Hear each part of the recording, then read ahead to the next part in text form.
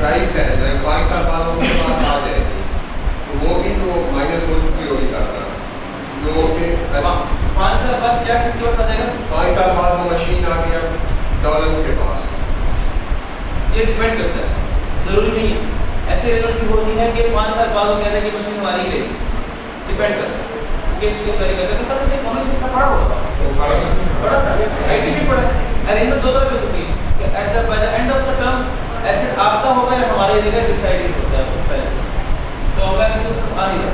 मैं तो जस्ट अभी 5 साल के दरमियान जो बात हो रही है उसकी बात कर रहा हूँ। क्या ये कॉन्सेप्ट क्लियर हुआ? लेसर और लेसी वाला, लेसी क्या कर रहा होगा? सेल ऑफ एसी से इनकम कमा रहा होगा और क्या माइनस कर रहा होगा? वो रेंट एक्सपेंस जो बैंक को पे कर रहा होगा लेसर को। लेसर के लिए वो रेंट एक्सपेंस नहीं बल्कि रेंट रिसीव है, रेंटल इनकम है। लेसर उस रेंटल इनकम से आने वाले रेंट से क्या माइनस करेगा? डेप्रिसिएशन की और डिप्रीशिएशन अलाउंस माइनस करेगा। सीक्वेंस भी यही है, पहले एक्शन अलाउंस माइनस होगा फिर डेप्रिसिएशन माइनस होगा। आगे जाके देखना है, आगे दोबारा जो रेंट रिसीव हो, रेंट रिसीव यहाँ पे इसका बेसिकली तो सामने रेंट रिसीव, इस रेंटल इनकम को rent receive.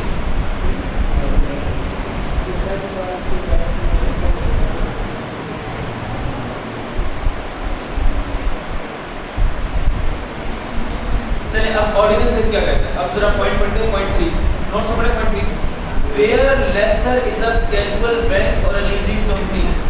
Laser is a हमारे तो कौन था? लीजिंग कंपनी का बैंक था, bank. Lessor is a schedule bank leasing company and they का मतलब क्या है? Lessor and lessor have leased out any asset. देखो लेसर एक बैंक था और बैंक पर उन्होंने एक मशीन क्या कर दी? लीज आउट कर दी, लीज आउट कर दी। आगे बढ़े। अमाउंट पेड, अमाउंट देखिए rent paid by the lessee, lessee का मतलब क्या है? Dollars. Rent paid by the dollars to bank, rent paid by the dollars to bank, rent paid by the lessee to lessor. ये देखिए rent paid by the lessor, lessee to lessor, rent paid by the lessee to lessor. क्या लिख रहा है? shall be treated as income from business for lesser। ये क्या कह रहा है इसकी?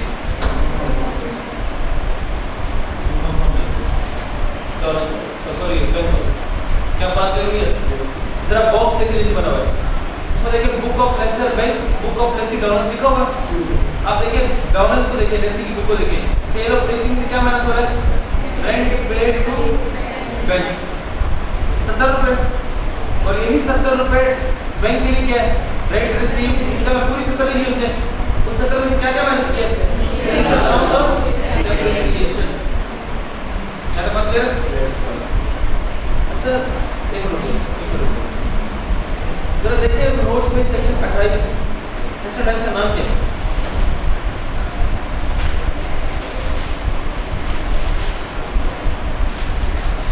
सेक्शन 28 बिल्कुल आपको 6, 7, 8 पेज बाद आ रहा होगा, प्रॉफिट और डेट के नाम से।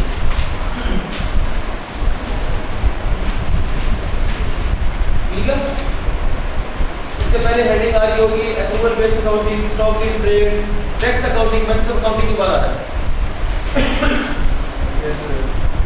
Profit on date, financial cost, lease payment section 28।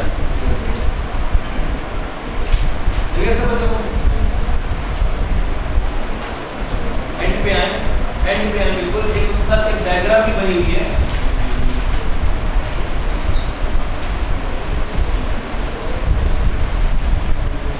जी मिलिए सबको? इसमें पॉइंट बी लिखा है, पॉइंट बी का लिखा हुआ है बुक्स ऑफ डॉलर्स। अच्छा पहले पॉइंट कहता है डिडक्शन फ्रैक्शन के अलावा कहता माइनस करने की इजाजत है। यहाँ देखिए क्या डॉलर्स वालों को बीच में माइनस कर दी गई थी ना, यही बात करने लगा। पॉइंट बी पढ़े, B books of dollars point B lease rental paid by person, person का मतलब dollars, lease rentals paid by dollars to a bank यानी कि लीजिंग कंपनी, ये डिडक्शन माइनस करने की इजाजत है डॉलर्स वालों की नहीं है, इसलिए वापस आए ओरिजिनल पेज पे और वहाँ पे जो बॉक्स बना हुआ है और वहाँ पे जो सेल ऑफ एसी में से 70 रुपए माइनस किए गए हैं उससे लिखा हुआ है section 28.1 part B. Section 28.1 part B क्या कह रहा है? Lease rental paid by dollars to a bank की डिडक्शन अलाउड है। यहाँ भी पॉइंट 3 क्या कह रहा है? पॉइंट 3 कह रहा है कि जो लेसर को पैसे मिले वो लेसर के लिए क्या होगी, इनकम, और जो लेसी ने पे किए वो लेसी के लिए क्या है, डिडक्शन। डिडक्शन अपने बच्चों को ये बात 100% समझाइए। क्लियर? चलिए जो पॉइंट 4 है इसका लिख दीजिए नॉट टेस्टेड येट, अभी तक ये टेस्ट नहीं हुआ और टेस्ट होना भी नहीं है। इसको सर बॉक्स बना, बॉक्स काट दें, हियर द वर्ड डिस्ट्रीब्यूशन काट दें पूरा बॉक्स। मतलब एनी ये बेसिकली सीफेक का पॉइंट है, एडवांस टेस्ट का पॉइंट है, यहाँ ऐड किया गया आइटम पे भी टेस्ट नहीं किया, नहीं करेगा। हियर देखो बॉक्स जो काटना है ना वो here the word distribution refers to the dividend वाला बॉक्स, ये पूरा बॉक्स काट दें। इस बॉक्स के ऊपर देखो क्या कर रहे हो, कौन सा काटा बॉक्स, तो बोल रहा हूँ कि हियर द वर्ड आइए काट दें। इसके ऊपर देखो इससे लिख दें सीफेक पॉइंट 4 सीफेक नॉट टेस्टेड येट, पूछा भी नहीं पूछेगा भी नहीं, मैं पढ़ लेते रेडी कर लेते हैं। Where any mutual venture capital fund distribute interest income to any bank without the other business instead of income from other source.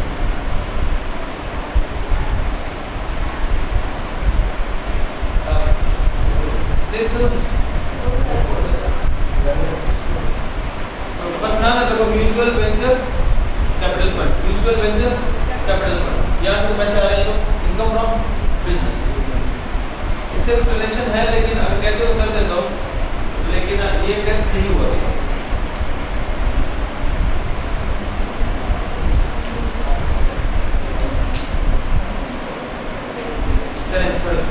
हाँ यार एक काम हो गया, इनकम फ्रॉम बिजनेस, इनकम कौन सी ऐड करनी कौन सी नहीं करनी, ये काम हो गया। अब क्या करना है, इसमें कौन सी वाली हेडिंग देखिए सेक्शन 20 पूरे खर्चों की लिस्ट कौन सी थी, वो कल है, पूरे खर्चे की लिस्ट कल से शुरू की। आज 20 देखिए सेक्शन 20 कहता है डिडक्शंस कंप्यूटिंग इनकम चार्जेबल, कहता है इनकम फ्रॉम बिजनेस। सेक्शन 20 क्या हम कौन से खर्चे माइनस कर सकते हैं, चलिए बात तो जो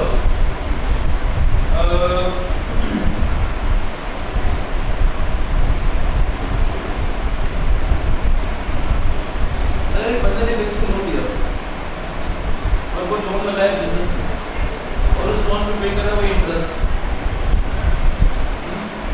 एक लोन लिया किसके लिए, बिजनेस के लिए, और उस लोन पे क्या पे कर रहा है बैंक वालों को, तो जो बिजनेस से इनकम कमा रहा होगा तो क्या वो इंटरेस्ट माइनस करेगा भी नहीं करेगा, अभी किया करेगा। लेट्स सपोज मेरी एक टक शॉप है, टक शॉप के लिए मैंने क्या किया, एक टक शॉप मैंने सीएसओ की फॉर्म के साथ एक टक शॉप बनाई, उसके लिए मैंने बैंक से लोन लिया 6 लाख रुपए का, और मैंने कहा 6 लाख मुझे चाहिए टक शॉप के लिए, बिजनेस के लिए, वहाँ मैंने 6 लाख रुपए लगाए और इसमें मैं जो है 10,000 हर महीने इंटरेस्ट पे कर रहा हूँ बैंक वालों। ये जो मैं टक शॉप से सेल कर रहा हूँ बिस्किट्स चिप्स वगैरह पर्स वगैरह, तो सेल में खर्चे माइनस करूँ हो जाएगा, बिजली का खर्चा है, बाकी पेमेंट्स वगैरह, क्या वो खर्चे माइनस करते करते कोई इंटरेस्ट भी माइनस करूँगा नहीं करूँगा। ये जो मैं इंटरेस्ट पे कर रहा हूँ ये किस लिए कर रहा हूँ, लोन की वजह से, और ये लोन मैंने किस लिए लिया था, बिजनेस के लिए, माइनस होगा। मैंने दोबारा लोन लिया 5 लाख, मैंने 5 लाख का लोन लिया कि यार मैंने ना घर के लिए फर्नीचर खरीद लिया, इरादा क्या था मैंने अपना घर के लिए फर्नीचर खरीदना है, लेकिन जब लोन की अमाउंट मेरे हाथ में आई तो मैंने कहा यार इससे अगर मैं घर का फर्नीचर तो अगले साल भी ले सकता हूँ, बेहतर है अपने टक शॉप में लगा देता हूँ, अब इंटरेस्ट माइनस होगा, अब नहीं होगा। इंटेंशन पे बात है सारी, इंटेंशन पे बात है। लोन लेते वक्त अगर इंटेंशन थी बिजनेस में इस्तेमाल करना है लोन और बिजनेस में इस्तेमाल किया तो उसका इंटरेस्ट माइनस होगा। लोन लेते वक्त इंटेंशन थी पर्सनल यूज, बाद में बेशक बिजनेस में इस्तेमाल किया लेकिन अब इंटरेस्ट माइनस नहीं होगा। बड़े पॉइंट बताए पॉइंट में एग्जांपल पढ़ेंगे मिस्टर अमजद के नाम से, मिस्टर अमजद का एग्जांपल पॉइंट 1 में Mr. Amjad has obtained loan from bank for the purpose of purchasing new car for personal use. Business के लिए personal use है। लोन लेते वक्त नियत क्या थी? Personal use. However, he used the loan for the purpose of purchasing some furniture for his shop. Furniture for shop का मतलब क्या है? लोन लगाया कहाँ पे? Business में लगाया। नियत क्या थी? Personal. लगाया कहाँ? Business. क्या होगा? He cannot claim deduction. Deduction है क्या? Interest expense. कौन सी बात कर रहा है? He cannot claim interest expense deduction. He cannot claim deduction because loan is not exclusively, circle पहले वर्ड exclusively बताता हूँ इसका मतलब क्या होता है। Loan is not exclusively obtained for the purpose of acquiring business assets.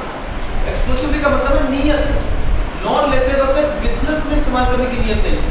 तो पॉइंट 1 पढ़े, कौन सा खर्चा माइनस कर सकते हैं, ये देखें।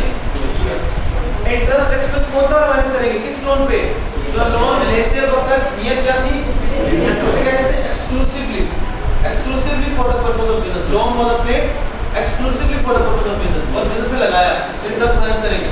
और अगर बिजनेस के लिए नहीं लिया था, पर्सनल के लिए लिया था, लगाया बेशक बिजनेस में, लेकिन नियत नहीं थी ना, तो वो इंटरेस्ट में माइनस करके नहीं। पॉइंट 1 पढ़े, in computing income from business, our deduction shall be allowed for any expenditure, सबसे पहले any वाले वर्ड, मतलब कोई भी खर्चा होगा माइनस करेंगे, लेकिन शर्त क्या है, इनकम होना चाहिए खर्चा wholly and exclusively for business, wholly and exclusively यानी कि सारा का सारा, और exclusively का मतलब क्या, नियत भी क्या थी, बिजनेस पे अप्लाई करो, बिजनेस के लिए खर्चा करना, बिजनेस के लिए क्या बात समझिए, यस बिल्कुल एग्जैक्टली, वो आपको पूरी हिस्ट्री मांगेगा। आपको लोन किससे चाहिए, आपको कितने अमाउंट चाहिए, आप कितने साल में रीपे करेंगे, आपके सोर्स ऑफ इनकम क्या है, आपके एसेट्स कितने हैं, आप एज सिक्योरिटी क्या रखवा रहे हो, सब कुछ मांगेगा आपसे, जरूर पूछता है। यहाँ तक बात क्लियर है? तो खर्चे माइनस करते करते प्लीज, खर्चे माइनस करते करते पहला खर्चा कौन सा माइनस होगा, क्या देखें हम क्या पढ़े, डिडक्शन अलाउड एडमिसिबल या इनएडमिसिबल, अलाउड को लिख सकते हैं सेक्शन। पहला कौन सा खर्चा माइनस कर सकते हैं, ऐसा खर्चा जो एक्सक्लूसिवली हो या फिर एक्सक्लूसिवली एंड होली हो, किस लिए, बिजनेस के, और फिर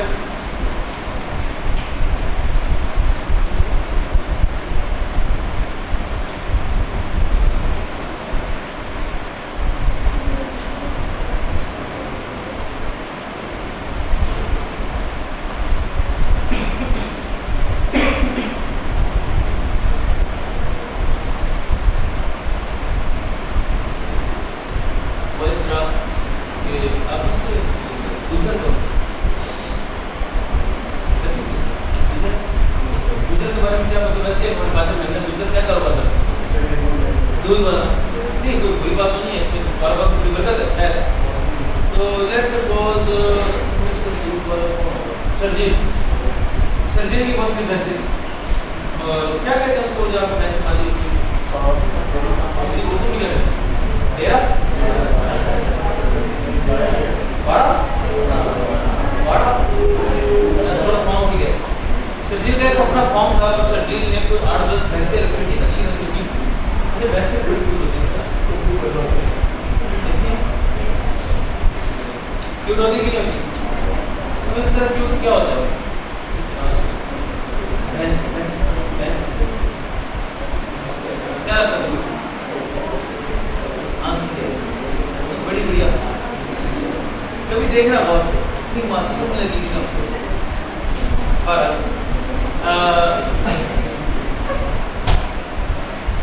तुम्हारे फॉर्म वहाँ भैंसे रखा, मतलब तो इसलिए भैंसे रखी कि उसके गोश्त बेच रहे हैं और दूध, तो अगर गोश्त बेच रहे कसाई है तो कहानी कुछ और है, हम बात बंद करें, एज अ स्टॉक नहीं रखा इसमें, एनिमल्स को एज अ स्टॉक नहीं रखा, बल्कि वहाँ तो गाय से भैंसों का दूध जो होता है वो बेच रहा है। एक दिन क्या हुआ कि 2 भैंसें इसकी जो थी वो बीमार पड़ गई, या तो एक दो किस्म की बात है, या तो दूध देना छोड़ दिया या मर गई, या दूध देना छोड़ दिया मर गई, हम कहते मर गई, दोनों एक ही कैटेगरी। एक दिन ये आया वापस अपने वो एक सुजुकी वैन जिसके पास जो दूध के वो बड़े वर्क होते हैं, क्या कहते हैं उसको, वो ड्रम्स वगैरह रखे होते हैं, तो दूध डिस्ट्रीब्यूट करके शहर वापस आया तो दोनों भैंसें मरी हुई, 2 मरी हुई। अब ये भैंसें जो मर गई किसी काम की है नहीं है, किसी काम की, तो ये उनको ट्रैक्टर के ट्राले में लोड करके तो कहीं डिस्पोज ऑफ करने जा रहा था, तो इतने में वहाँ से कोई लाहौरी था शायद, उसने कहा क्या कर रहे हो, कहा फिर क्या करो, शेर ने कहा यार नुकसान हो गया कारोबार में, पैसे बढ़ दिए तो बस अपनी फेंक दूंगा तो डिकम्पोज हो जाएगी। तो क्या ऐसा नहीं है, तो आपके लिए जो चीज़ किसी काम की नहीं किसी के लिए बड़े काम की है, मतलब तो समझ गए। मैंने कहा भाई मेरा तो लाहौर में एक होटल है और मुझे तो उसके लिए चाहिए गोश्त और इससे ताज़ा गोश्त कहाँ मिलेगा मुझे। उसने इसका डील की कि मुझे बेच दो। दीदी का तुम क्या कर रहे हो, उसने कहा वो मेरा काम है जो मुझे दो, तो मैं सही ना चाहिए ठीक है ऐसा करो 1-1 लाख दो, उससे पैसे होती है 7 लाख 8 लाख 10 लाख की है बच होती है। उसने 1-1 लाख की चोरों बेच दी। जो एनिमल था उसने एज अ स्टॉक रखा था या बिजनेस में यूज हो रहा था, पहली बात होगी। एनिमल जो था वो परमानेंटली यूजलेस हो गया था या दूध देना छोड़ गया मर गया, परमानेंटली यूजलेस हो गया था। अब उसको इसने क्या कर दिया, इस पे क्या की सेल प्रोसीड्स 2 भैंसों पे सेल प्रोसीड्स कितनी है 2 lakh. Some few years back कि एक भैंस 5 लाख की खरीदी तो कॉस्ट कितनी थी 10 लाख और प्रोसीड्स कितनी है, अब नुकसान हुआ कितना, अब ये 8 लाख जो है इसको एज अ डिडक्शन अलाउड है इनकम फॉर बिजनेस कर उस साल की मसला। अब जरा एक बॉक्स पढ़ें, बॉक्स में मिस्टर काशिफ है हाँ, उस एवरेज में से खर्चा माइनस करेगा, उस एवरेज में से चारे का खर्चा माइनस करेगा। सुने